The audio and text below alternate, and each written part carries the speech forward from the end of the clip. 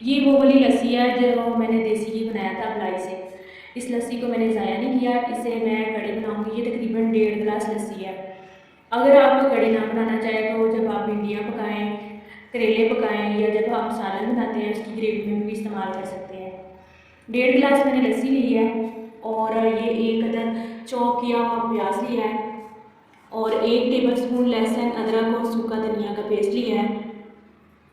सुरख मिर्च पीसी हुई, हल्दी और नमक मैंने 1-1 टीस्पून लिया है। हाफ कप मैंने ऑयल लिया है। एक दरमियाने साइज़ का टमाटर लिया है और ये चम्मच जो हंडिया में हम इस्तेमाल करते हैं, ये 4 अदद मैंने बेसन लिया है। ऑयल में चॉप किया हुआ प्याज डाल दिया। प्याज हल्का गोल्डन करने के बाद मैंने इसमें सूरख मिर्च ऐड कर दी।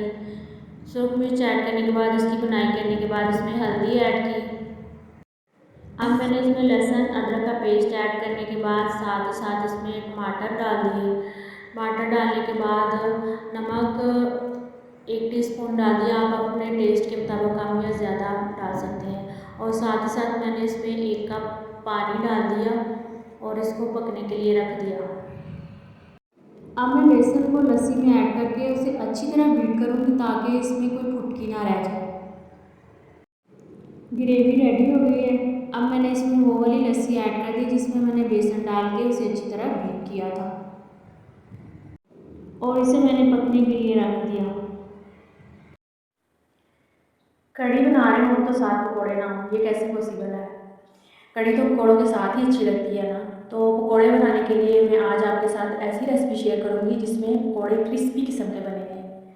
इसमें जो जो भी इंग्रेडिएंट्स यूज़ होंगे वो मैं आपको बताती हूँ।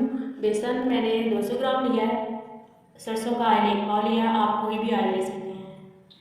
सब्ज़ मिर्चें कटी हुई, आलू 3 अदद दरमियाने साइज़ के, प्याज 2 अदद, एक बड़े साइज़ का लिया और एक छोटे साइज़ का, कटा हुआ पुदीना, कटा हुआ सब्ज़ धनिया, सुरख मिर्च पाउडर, चिली फ्लेक्स, ज़ीरा, नमक, सूखा धनिया, अनारदाना, अजवाइन। ये सारे इंग्रेडिएंट्स मैंने 1-1 टीस्पून लिए हैं। आप अपने टेस्ट के मुताबिक कम या ज़्यादा भी ले सकते हैं। कढ़ी पक के तैयार हो गई है। इसको तकरीबन मैंने 2 घंटे पकने दिया है ताकि बेसन का कच्चापन ख़त्म हो जाए। पकौड़ों का मटीरियल बनाने के लिए पहले मैंने आलू और बेसन में सारे इंग्रेडिएंट्स डाल के 10 मिनट के लिए इसे पड़ा रहने दिया तो इसमें मॉइस्चराइज़र सा आ गया है।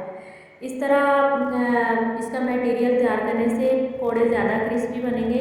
स्टार्ट में ही हमने पानी नहीं डालना, एंड में थोड़ा सा पानी इसमें मिक्स करना है। पकौड़ों का मटीरियल हो गया है रेडी।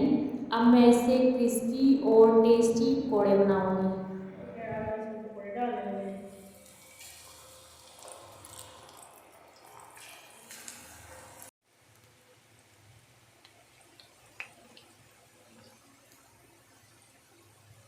अब मैं कढ़ी को तड़का लगाऊंगी। तो तड़का लगाने के लिए ये है जी ज़ीरा, ठीक है, और ये है राई सरो, और ये गरम मसाला ये मैं बाद में छिड़काव करूँगी, और ये है सुरख गोल मिर्चें।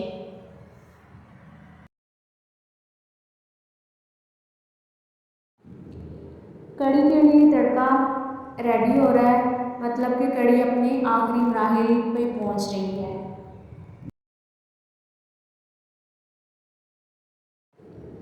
ले जी, कढ़ी को मैंने लगा दिया है तड़का और अब उस पर मैंने गरम मसाले का छिड़काव कर दिया है। आई होप आपको मेरी ये रेसिपी अच्छी लगी होगी।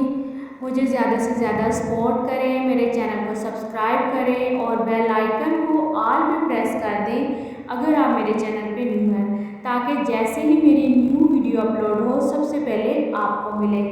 ओके जी, नई वीडियो के साथ मिलती हूँ विद न्यू रेसिपी। दुआ में याद रखिएगा। अल्लाह हाफिज़।